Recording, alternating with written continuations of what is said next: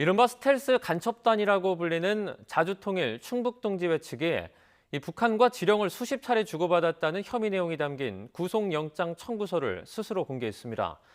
그러면서 영장 내용이 억지라고 주장했는데 수사기관은 북한에 증거를 없애라는 신호를 보내기 위해 공개한 것으로 보고 있습니다. 신준명 기자입니다. 이른바 스텔스 간첩단이라 불리는 자주통일 충북동지회 측이 공개한 구속영장 청구서입니다. 국가정보원과 경찰의 수사 내용을 보면 조직원 박모 씨 등 4명은 지난 2017년 6월부터 4년간 84차례에 걸쳐 북한과 지령문이나 보고서를 교환했습니다.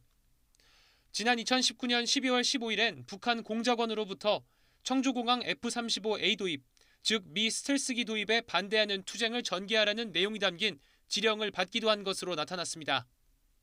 스테가노그라피라는 암호화 프로그램을 활용해 지령과 보고문을 내용 파악이 어려운 이름으로 저장한 것으로 조사됐습니다.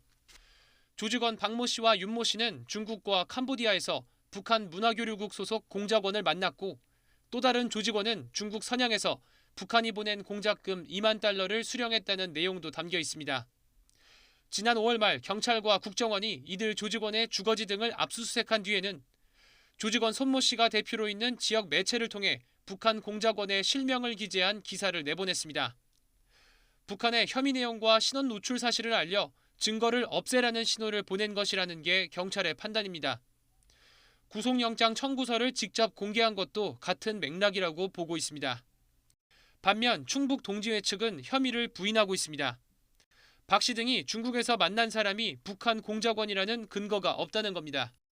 USB 메모리 속 지령문과 보고문은 조작됐을 가능성이 있고 국정원 역시 수신 경로를 입증하지 못하고 있다고 주장했습니다. 또 이번 사건은 문재인 정권의 국가보안법 위반 조작 사건이라며 국가보안법은 폐지돼야 한다고 밝힌 것으로 전해졌습니다. YTN 신준명입니다.